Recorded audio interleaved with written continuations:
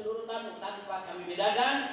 Terima kasih banyak atas kehadirannya. Nah baiklah, selanjutnya kita akan buka daripada acara seminar ini. Di samping kanan saya sudah ada Dr. Refli Harun. Beliau seorang ahli tata negara dan sangat paham tentang Pancasila apa dan bagaimana. Kemudian di sebelah kiri saya ini ada Dr. Ahmad Yani, SH, MH. Nah beliau ini saudara juga kawan lama kita. Dan saat ini kalau nggak salah jadi ketua umum Partai Masyumi. Ini Partai Masyumi ini punya sejarah. Partai Masyumi dulu punya sejarah. Mudah-mudahan Partai Masyumi ini ke depan seperti Partai Masyumi yang pernah ada dalam sejarah Indonesia. Kemudian di sampingnya lagi ini tokoh yang sempat diterorisasi. Orang baik-baik yang teroris.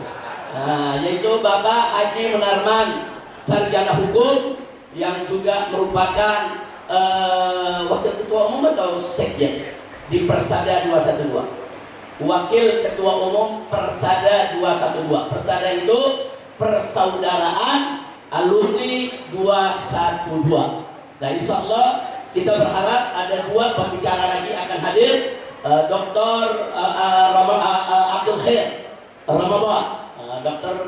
Abdul Khair Ramadan dan Dr. Adian Husaini. Nah kita harapkan insya Allah keduanya bisa hadir dan ikut mengisi daripada seminar ini. Baiklah, mari kita buka acara seminar kita ini dengan suratul Fatihah agar acara ini diberkati oleh Allah Subhanahu wa Ta'ala dan bisa membuka wawasan kita semua, sekaligus juga bisa menumbuhkan rasa cinta kita kepada bangsa dan negara Indonesia ini. Ala hadhihi niyya wa likulli niyatin salihah wa ila hadratin nabiyil mustafa sallallahu alaihi wa alihi wa sahbihi wa sallam bi sirril Fatihah.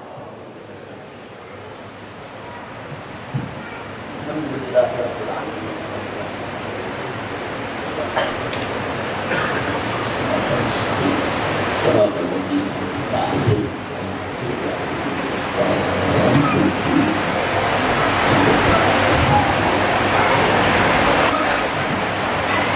Baik ya kawan, saya akan memulai terlebih dahulu daripada acara seminar ini. Kita minta kepada tim media untuk ditampilkan di seluruh layar televisi. Ditampilkan.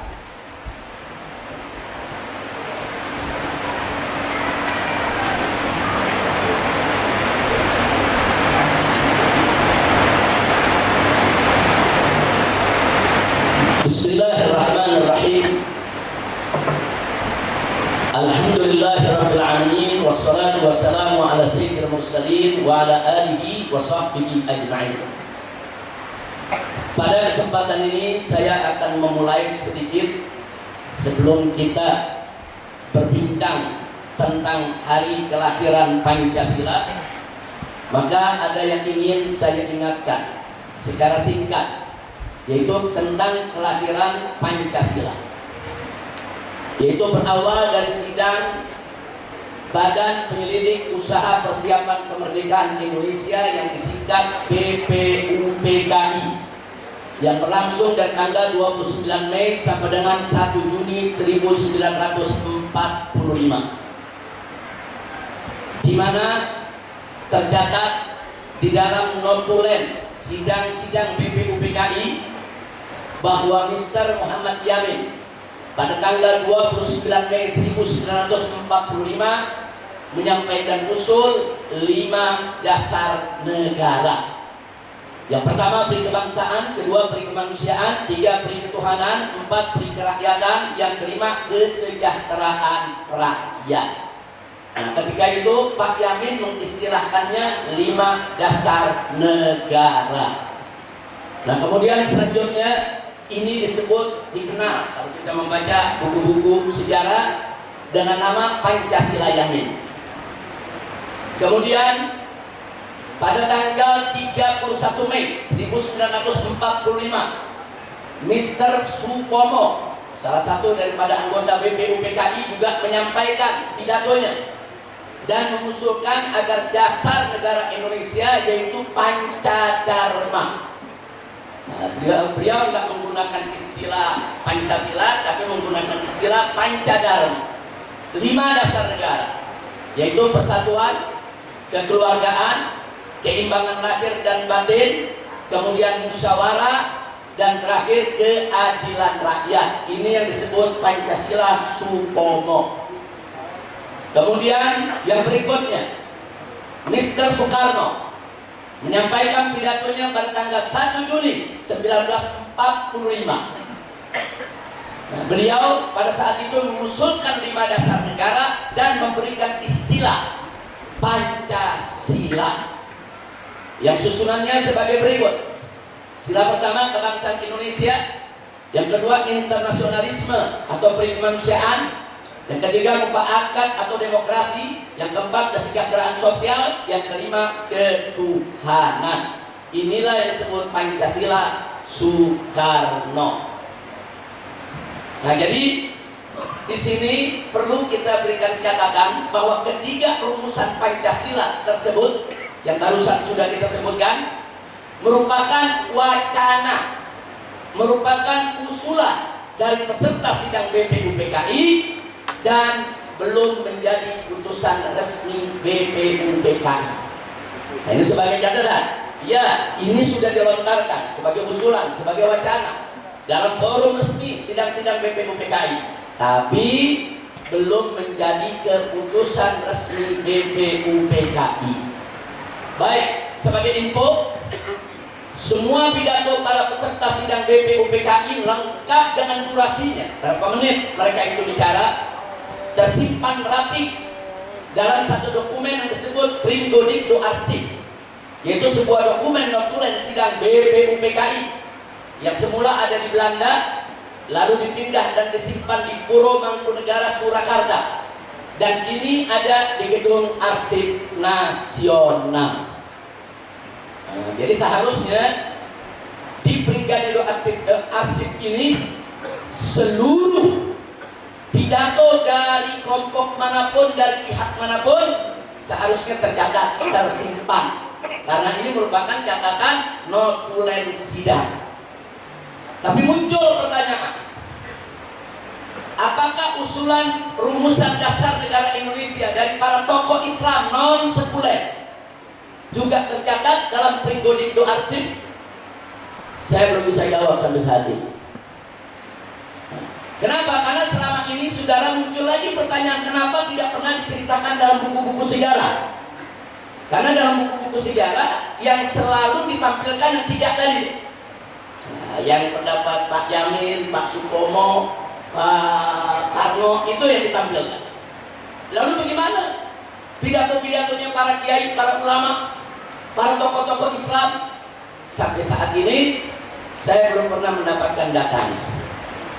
Infonya ada di Pringodikdo Arsip, ada di gedung Saudara Arsip Nasional. Saya pikir ini tantangan buat anak-anak muda kita, untuk mahasiswa kita ke depan, kalau ada yang ingin membuat apakah itu skripsi, apakah itu tesis, apakah itu disertasi, untuk terus menelusuri di mana notulen catatan-catatan yang ulama-ulama kita bicara di BPUPKI.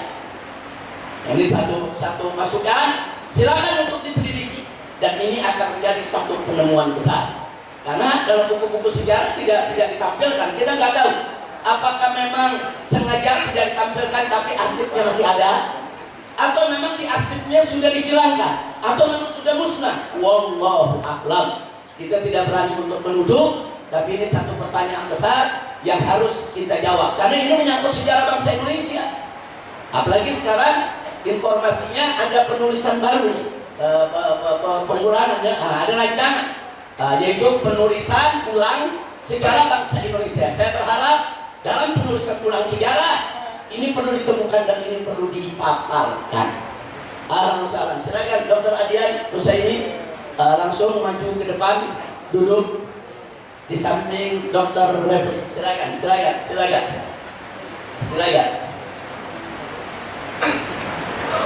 Dr. Adian. Ahlan wa sahlan, ya marhaba. Di sini ada Kiai Haji Maulana Kamal Yusuf.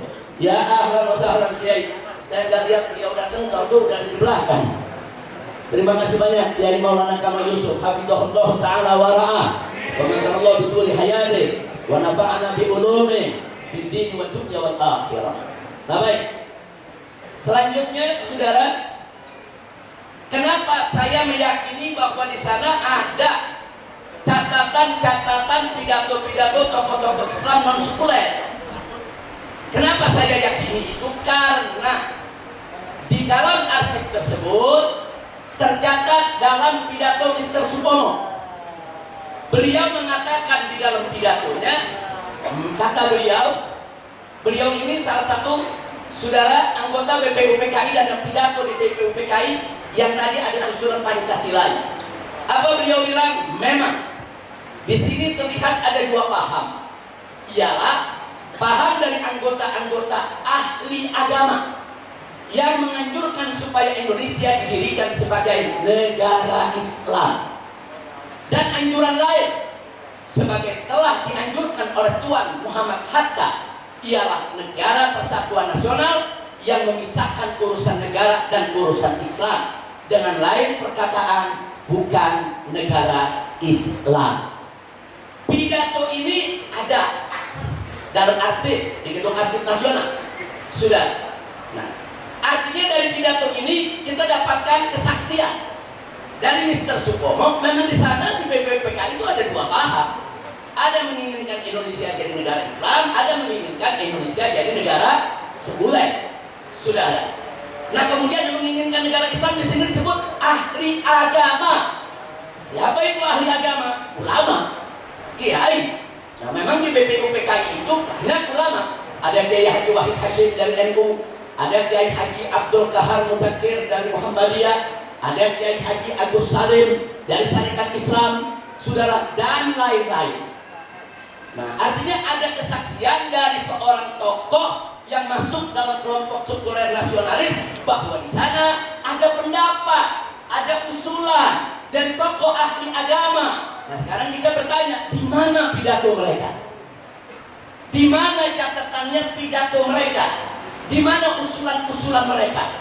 Semoga pidato itu masih ada, masih tersimpan, hanya belum dipublikasikan.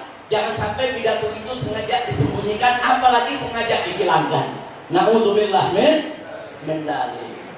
Nah, singkat cerita, dengan kesaksian Mr. Supomo ini kita bisa lihat petanya di sidang BPUPKI yang pertama tanggal 29 Mei sampai dengan 1 Juni 1945. Nah, di mana di situ kita bisa lihat petanya ada kelompok Islam nasionalis, ada kelompok sekuler nasionalis. Kelompok sekuler nasionalis kalau bicara agama, mayoritas mereka beragama Islam. Sudah, kelompok sekuler nasionalis kalau bicara agama, mereka agama Islam. Tapi yang saya masukkan di sini adalah ideologi politiknya. Nah, jadi ada ideologi politik Islam nasionalis yang memang pengen Indonesia jadi negara Islam, ada yang memang ideologi politiknya sekuler nasionalis, yang nggak menginginkan Indonesia jadi negara Islam. Nah, di sini kenapa kita tekankan nasionalis? Jangan sampai ada tuduhan kalau kelompok Islam itu nggak nasionalis. Gitu. Nah, jadi baik kelompok sekuler maupun kelompok Islamnya, dua-duanya sama-sama mengusung rasa kebangsaan. Nah, baik, tadi sudah disebut oleh Mr. Supomo bahwa kelompok-kelompok Islam nasionalis ini, saudara, menginginkan negara Islam, sedangkan kelompok sekuler menginginkan negara sekuler. Itulah sebabnya sidang BPUPKI dari tanggal 29 sampai 1 Juni, saudara, tidak menemukan jalan keluar. Terjadi perdebatan sengit, perdebatan yang alot, saudara, tapi tetap dalam suasana kekeluargaan yang penuh saling pengertian, yang penuh saling menghormati. Nah, tapi yang jelas tidak ditemukan kata sepakat. Tapi menarik, saudara, karena kalau bicara di BPUPKI yang anggotanya cukup banyak, sulit dicari penyelesaian.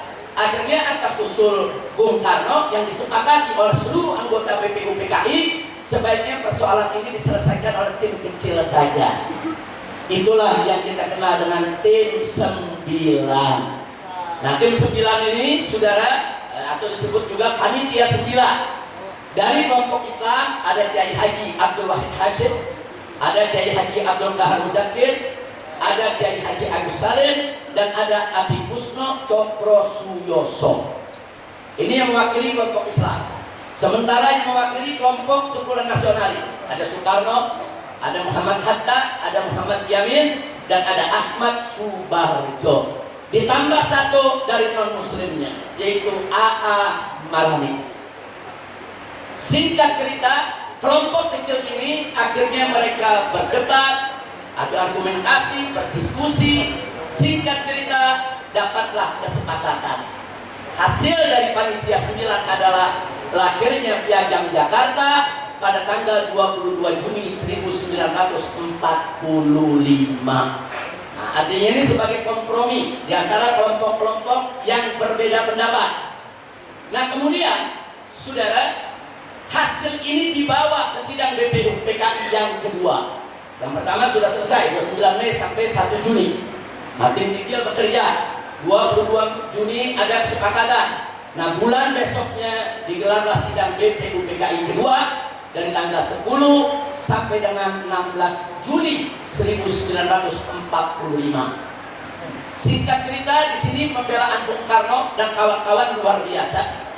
Bung Karno mempengaruhi seluruh daripada anggota BPUPKI agar Piagam Jakarta yang sudah disepakati tidak usah diutak-atik lagi, nggak usah diperdebatkan lagi, karena ini sudah merupakan kompromi semua elemen. Elemen Islamnya ada, elemen non-Islamnya ada, yang sekulernya ada, yang Islamisnya ada. Nah, dan berhasil upaya Bung Karno.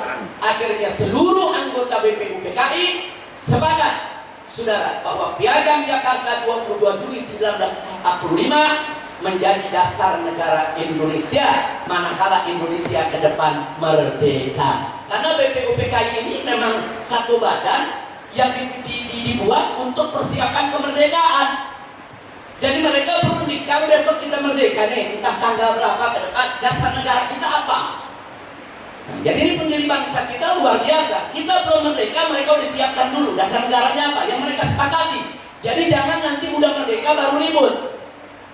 Nah, ini kita hargai para founding father kita, baik dari kelompok Islamnya, kelompok sekulernya, semua menghasilkan satu konsensus yang luar biasa, yaitu Pancasila Piagam Jakarta, yang di dalam isinya ada urutan Pancasila sebagai berikut. 1. Ketuhanan dengan kewajiban menjalankan syariat Islam bagi pemeluk-pemeluknya. 2. Kemanusiaan yang adil dan beradab. 3. Persatuan Indonesia. 4. Kerakyatan dipimpin oleh hikmat kebijaksanaan dalam permusyawaratan perwakilan. 5. Keadilan sosial bagi seluruh rakyat Indonesia. Inilah rumusan Pancasila yang merupakan konsensus nasional, yang merupakan kesepakatan para founding father negara Indonesia, dan catat baik-baik, menjadi putusan resmi BPUPKI. Tadi ada 3 macam Pancasila, usulan, wacana.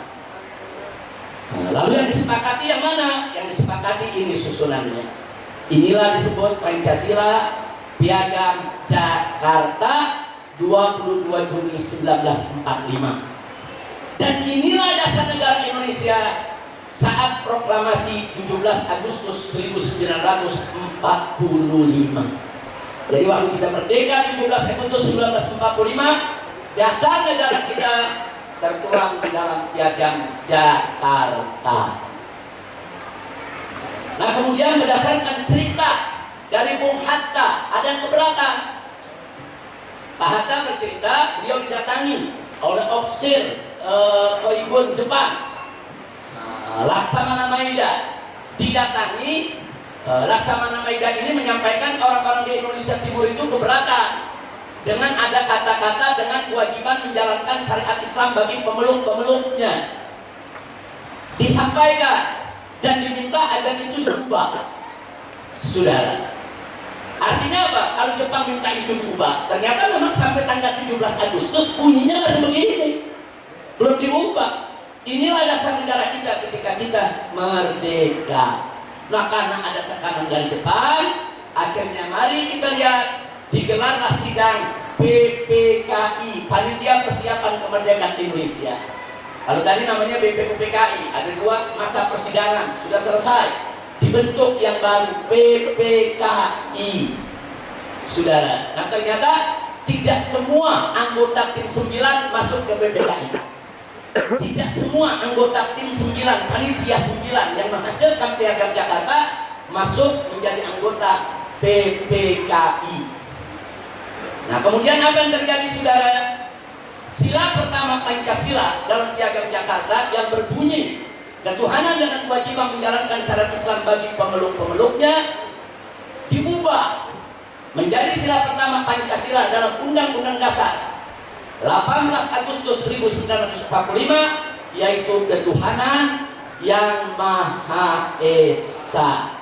Jadi dengan kewajiban menjalankan syariat Islam bagi pemeluk-pemeluknya dihapus. Itulah kalau kita suka dengar diskusi-diskusi, ada 7 kata yang dihapus, ada 7 kata yang dihapus. Maksudnya 7 kata ini dengan kewajiban menjalankan syariat Islam bagi pemeluk-pemeluknya dianggap 1 kata, ya Tuhan. Nah, baik. Berkaitan dengan ini, memang ini ironis. Piagam Jakarta yang merupakan konsensus nasional dihasilkan lewat perdebatan alot dan sengit serta panjang melalui sidang-sidang BPUPKI dalam koridor musyawarah yang penuh rasa kekeluargaan dan saling pengertian, serta lintas sektoral tanpa campur tangan asing, melibatkan berbagai komponen bangsa secara representatif. Akhirnya diubah melalui sidang PPKI yang singkat dan terburu-buru. Kita katakan singkat dan terburu-buru, ada menginformasikan sekitar antara 2 sampai 3 jam. Nah, enggak sampai 1 hari, apalagi yang berhari-hari seperti BPUPKI, hanya dalam beberapa jam saja. Kemudian apalagi, saudara, serta tidak representatif. Kenapa kita katakan tidak representatif?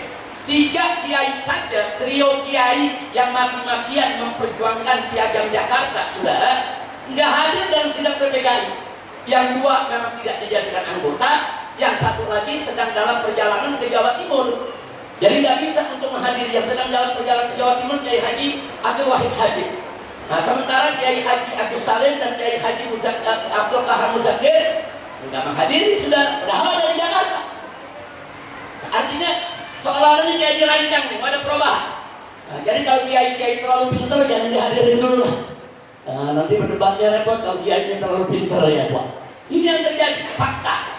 Nah, makanya kita katakan tidak representatif karena tanpa dihadiri oleh tokoh Islam dari tim 9 yang merumuskan Piagam Jakarta. Juga ada aroma intervensi penjajah Jepang sesuai cerita dan pengakuan Bung Hatta sendiri, saudara. Nah, tentu ini ada implikasinya, bukan tidak. Nah, implikasinya kita lihat bagaimana reaksi tokoh Islam terhadap perubahan Piagam Jakarta. Pertama, Ketua Umum Masyumi, bukan Ahmad Yani ya, baru sekarang kan? Ya, ini Ketua Masyumi dulu nih, Bapak Prabowo Mangkusasmito. Nah, beliau mengatakan bahwa peristiwa perubahan Piagam Jakarta tersebut telah melahirkan historis sifra, pertanyaan sejarah. Jadi itu jadi tanda tanya, kenapa bisa digelar sidang yang begitu singkat? Ini kan urusan besar, ini urusan dasar negara. Kenapa harus terburu-buru? Ini menjadi pertanyaan sejarah yang sampai hari ini memang tidak terjawab. Makanya tadi saya katakan, kenapa sampai hari ini tidak terjawab? Karena ada dokumen-dokumen yang belum dipublikasikan. Bagaimana mau jawabnya? Sudah. Nah, kemudian Kiai Haji Muhammad Ishaq Ansori dalam sidang konstituante tahun 1957 sebelum konstituante dibubarkan tahun 59, beliau mengatakan kejadian yang mencolok mata itu dirasakan oleh umat Islam sebagai suatu permainan sulap yang masih diliputi oleh kabut rahasia sebagai permainan politik pat-pat gulipat terhadap golongannya. Akan tetapi mereka diam, tidak mengadakan tantangan dan perlawanan. Kenapa? Karena jiwa toleransi mereka. Nah, kenapa umat Islam begitu toleransinya? Saudara, kok nggak mau ribut? Kita baru merdeka 1 hari. Kalau kemudian kita ribut, bagaimana kita bisa mempertahankan kemerdekaan? Itulah ulama-ulama kita saat itu tidak berontak, tidak menentang, nggak mau ribut. Kenapa? Kita baru merdeka 1 hari, mesti dijaga karena kemungkinan besar Belanda dengan sekutu-sekutunya akan kembali untuk menjajah Indonesia. Itulah toleransinya umat Islam. Alhamdulillah. Baik, berikutnya dinamika perubahan Piagam Jakarta. Nah, tapi jangan lupa, saudara, Sungguh pun begitu, akhirnya muncul aneka ragam pendapat dalam penilaian terhadap perubahan tersebut. Satu, ada yang berpendapat perubahan tersebut adalah pengkhianatan terhadap Piagam Jakarta. Ini kelihatannya agak ekstrim ini Pak Munarman. Nomor satu kayaknya Pak Munarman kali ini. Nomor satu, perubahan tersebut adalah pengkhianatan terhadap Piagam Jakarta. Tapi ada pendapat kedua. Pendapat kedua bukan pengkhianatan, tapi strategi hindarkan tekanan Jepang. Karena ini Jepang yang minta. Jepang masih menjajah kita. Jepang belum angkat kaki. Nah, jadi untuk hindarkan tekanan Jepang, saudara, maka diakomodir keinginan Jepang tersebut.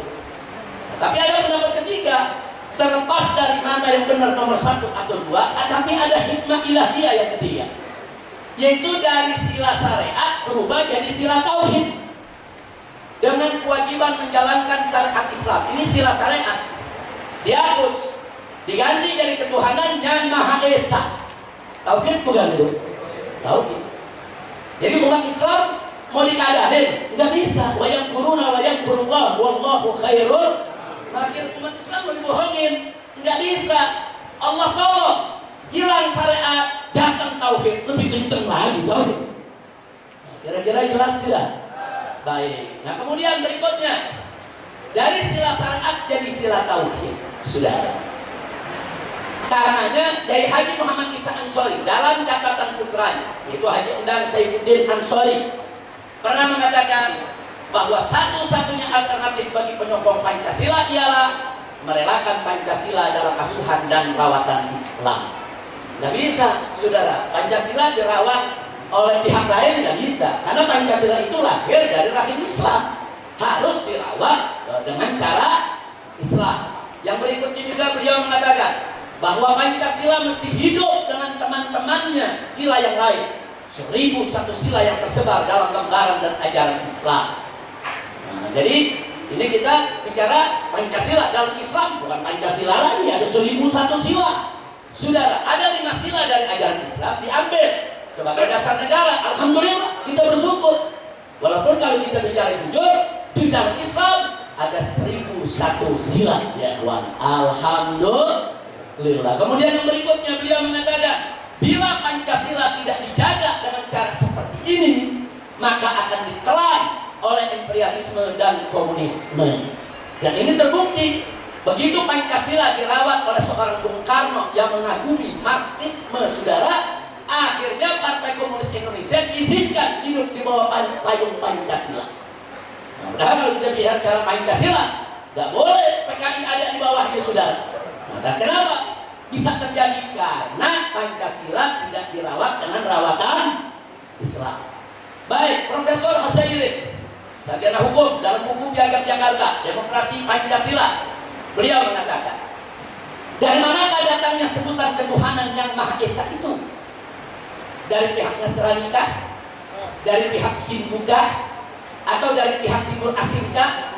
Yang ikut bermusyawarah dalam panitia yang bertugas menyusun Undang-Undang Dasar 45 itu, tidak mungkin, kata beliau, istilah ketuhanan yang Maha Esa itu hanya sanggup diciptakan oleh otak, kebijaksanaan, dan iman orang Indonesia Islam.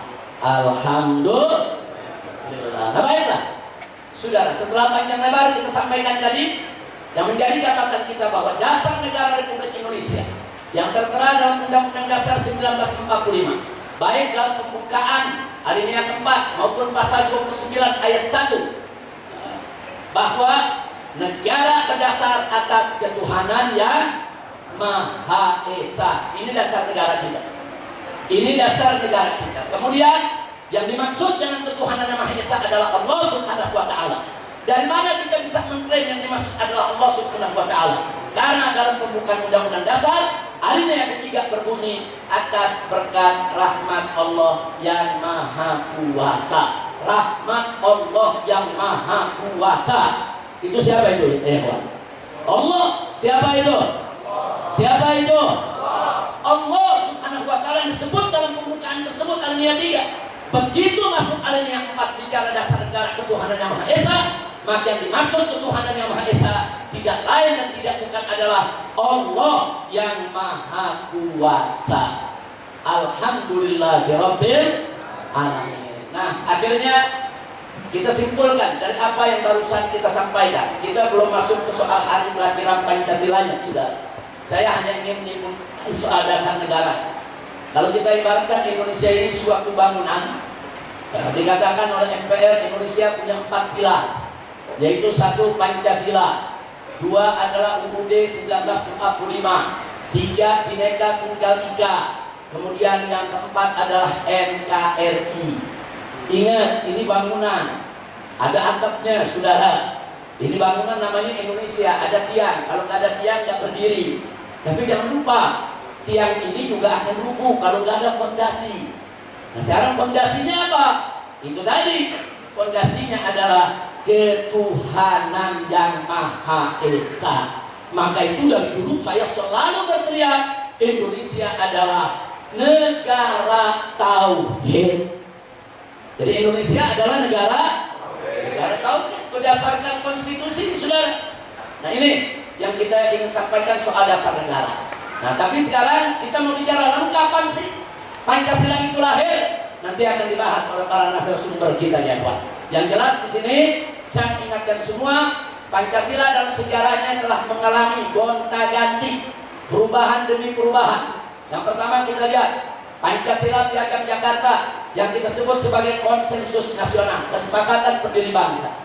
Setelah itu ternyata muncul lahir Pancasila UUD 18 Agustus 1945. Yang mana sila pertama dirubah dari sila syariat menjadi sila tauhid. Nah, inilah sila Pancasila yang kita kenal saat ini, ya Pak.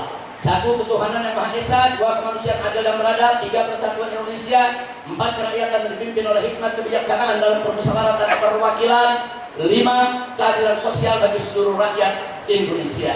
Ini adalah putusan sidang PPKI sebagai dasar negara Indonesia. Nah, tapi ternyata ini hanya berlaku dari tanggal 18 Agustus sampai 29 Oktober 49. Loh, kenapa?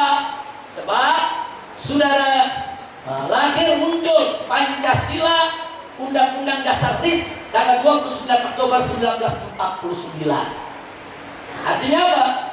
Di sini dirubah lagi Pancasila. Mari kita lihat.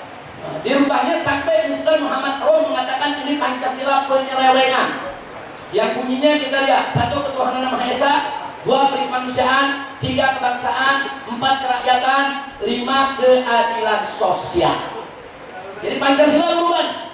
Pancasila yang kita kenal sekarang ada ketuhanan yang Maha Esa, bla bla bla bla bla, hilang, tidak lagi jadi dasar negara. Begitu kita jadi Republik Indonesia Serikat, ini Pancasila kita. Kemudian berganti lagi Pancasila Undang-Undang Dasar sementara 20 Juli 1950.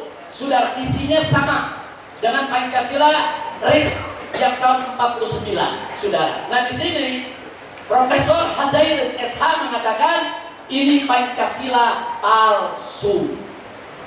Kira-kira jelas tidak? Jadi 1 ada Pancasila Piagam Jakarta, 2 ada Pancasila Undang-Undang Dasar 18 Agustus, 3 dan 4 ini disebut oleh Mr. Muhammad Rum Pancasila penyelewengan, oleh Profesor Hazair yang disebut Pancasila palsu. Penuntutnya akhirnya yang kelima, saudara, muncullah Pancasila dalam dekret Presiden 5 Juli tahun 1959 yang intinya memperlakukan kembali Pancasila Undang-Undang Dasar 18 Agustus 1945, tapi dengan catatan dijiwai Piagam Jakarta 22 Juni 1945. Sejak dekret inilah Pancasila yang 18 Agustus berlaku kembali sampai hari ini. Berlaku kembali sampai hari ini. Tapi ingat, ada catatan dari dekret Presiden Soekarno, dijiwai Piagam Jakarta 22 Juni 1945. Nah, sampai di sini yang saya jelaskan, saudara, akhirnya muncullah pertanyaan untuk seminar hari ini. Kapan kelahiran Pancasila? Sebab semuanya namanya Pancasila loh. Ada Pancasila Yamin, Pancasila Soekarno, Pancasila Soekarno, dan lain sebagainya. Lalu kapan untuk kelahiran Pancasila? 1. Apakah Pancasila lahir tatkala Mr. Yamin mengatakan 5 dasar pada tanggal 29 Mei tahun 45? Atau yang kedua, apakah hari kelahiran Pancasila, yaitu hari pada saat Mr. Supomo melontarkan Pancadharma tanggal 31 Mei 1945? 3. Apakah Pancasila lahirnya saat Mr. Soekarno memperkenalkan istilah Pancasila pada tanggal 1 Juni 1945? Atau apakah Pancasila itu lahir tatkala lahir Piagam Jakarta, saudara, tanggal 22 Juni 1945? Atau yang terakhir, apakah kelahiran Pancasila, saudara, bersamaan dengan lahirnya Undang-Undang Dasar 18 Agustus 1945?